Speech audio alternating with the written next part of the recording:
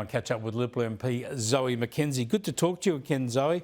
It's disturbing reports, I suppose not very surprising though, saying that mortgage stress now has increased 80% this year, especially in Victoria and New South Wales. Now, this is highly distressing for those people involved. There are people, as the Reserve Bank Governor said the other week, are going to have to end up selling their home, and it's only going to get worse in coming months.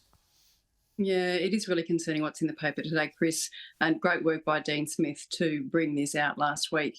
So it does show an almost doubling in Victoria and New South Wales, up 60 to 70% in Queensland and South Australia and Tasmania. So it's a really difficult time. We know that, I see this driving around the peninsula at the moment. You've got for sale signs everywhere. That is largely due to land taxes skyrocketing throughout Victoria, thanks to the state Labor government, but equally just people paying on average $25,000 more in interest alone for their mortgages. So it's no wonder we see such a stark increase in those who are more than 90 days in arrears in their mortgage payments. So really tough times, and I know Labor tries to tell us people have never had it better and everything's going so well, and the theory that economically, theoretically, things are going great. But let me tell you, no one's telling me it's going great on the streets of the Mornington Peninsula. You've got to keep in mind that people's homes, their mortgages are often their backbone, that funds that supply their small business. So it will have a cascading effect. As people struggle to pay their mortgages, it'll affect their business as well. Well, as it happens, Anthony Albanese was out announcing government moves on social housing today, and we got this story again. I grew up in social housing. I know the key to that security that Australians need is a secure roof over their head. That is what this is about today.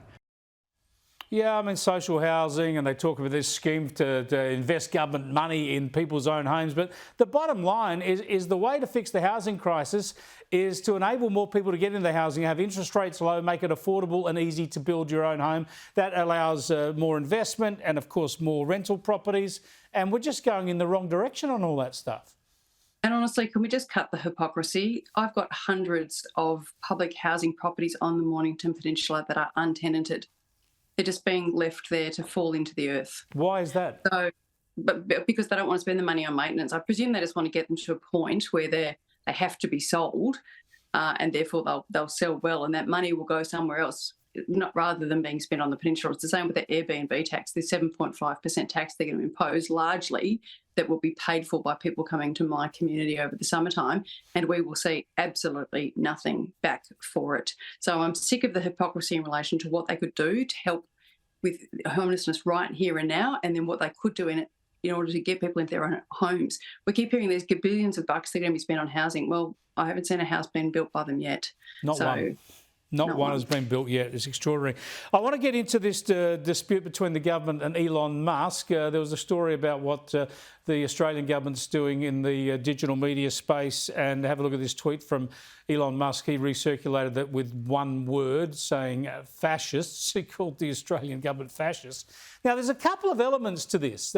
There's one is putting the onus on the digital giants to make sure that kids under 14 or 16, depending what the laws will be, can't sign up to social media. They've got to identify themselves. Now, I'm all on the government side in that argument, and the digital giants have got to be made to lift their game. But where I'm on Elon Musk's side is this misinformation, disinformation stuff we're getting from Labor. These laws have massive potential to inflict a level of censorship effectively on the Australian population that we couldn't have dreamed of in the past. Surely the Coalition must be very, very sceptical about these laws. Well, you have indeed heard David Coleman express exactly that scepticism on who gets to say what's correct information and who gets to say what's incorrect information. But before you go giving the Labor Party too much credit, can I say, Chris, on that social media ban, yep. Peter Dutton called for this ban in June, and he was specific about the age at which it should come into effect. And my friend Andrew Wallace has been pushing this barrow for years. I raised it in my maiden speech 2 years ago, so I'll be damned if you're going to give them too much credit for getting this moving. This has been a long-term position of the Coalition to do something about this. And yes, I understand that Elon Musk isn't happy about a notion that we won't let 15-year-olds and 14-year-olds and 12-year-olds sprawl their way around X or Twitter.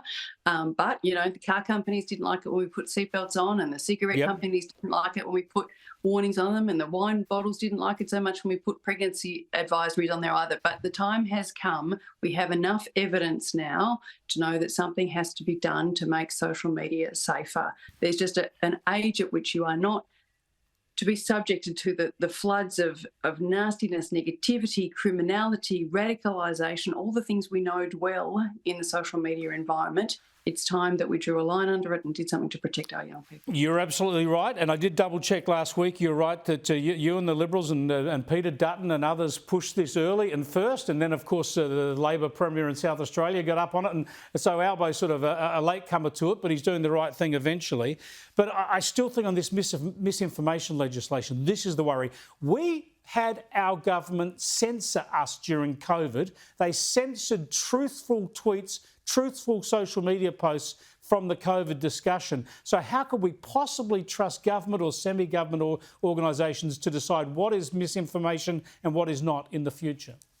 Yeah, I think this legislation's got a long way to go yet before it reaches its safe landing ground for Australians, and we need to have some rigorous guardrails around that process. The original idea that was downright Orwellian, you know, it's kind of like 2 legs good, 4 legs bad kind of stuff. I'm glad that some of the most egregious stuff is out of the current bill, but again, we'll look at it hard and then we'll take it to the party room and have a fulsome debate, I'm sure. Indeed. Thanks for joining us, Zoe. You might have to actually end up opposing that one. We shall see.